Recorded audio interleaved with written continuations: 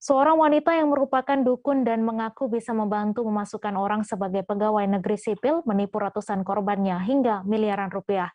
Dukun tersebut berinisial MI yang merupakan warga Jalan Tani Asli Kecamatan Sunggal, Deli Serdang. Korban yang merasa ditipu pun oleh pelaku memilih melaporkannya ke Polrestabes Medan. Untuk info selengkapnya akan disampaikan langsung oleh rekan jurnalis Tribun Medan, Vian, yang kini sudah terhubung bersama kami. Silahkan, Vian. Dan juga para tribuners di rumah. Kemarin memang para korban yang mengaku menjadi korban dari seorang dukun mendatangi Polrestabes Medan untuk mempertanyakan bagaimana kelanjutan laporan mereka di kepolisian, karena laporan tersebut sudah minggu lalu ditayangkan oleh para korban ini. Kita juga kemarin sempat berbicara dengan salah satu korbannya, yaitu berinisial WZ. Dia mengaku mengalami kerugian sekitar 20 juta. Saat itu dirinya ditawari akan dimasukkan menjadi PNS, namun setelah setahun berjalan, si korban ini tidak kunjung dijadikan PNS, sehingga korban ini keberatan dan melapor ke polisi terkait kasus penipuan oleh seorang dukun ini.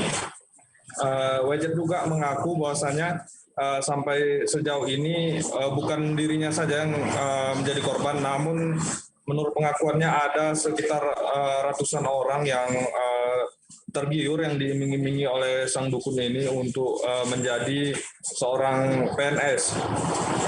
Ya, para warga ini yang menjadi korban ini juga sempat sebelumnya mendatangi rumah pelaku di kawasan Sunggal dan mempertanyakan bagaimana kelanjutan dari proses mereka yang dijanjikan akan menjadi seorang PNS. Namun dukun wanita tersebut mengaku bahwasanya dirinya bekerja tidak sendiri, ada seseorang di belakangnya yang mengaku bisa mengurus sejumlah orang untuk masuk ke sejumlah instansi pemerintahan.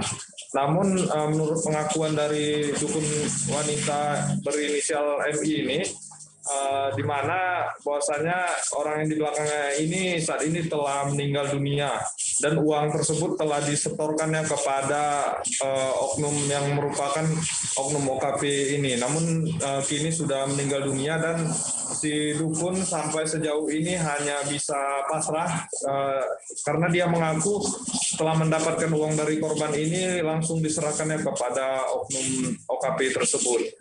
Ya, para korban juga berharap agar polisi dapat bergerak cepat dan menuntaskan kasus ini secara cepat, dan uang para korban ini yang dikisar menurut pengakuan dari budget ini ada sekitar miliaran jika ditotalkan kerugian dari korban ini, agar segera ditangkap polisi dan uang mereka dikembalikan oleh si dukun wanita ini. Ya, sekian laporan dari saya, kembali ke studio.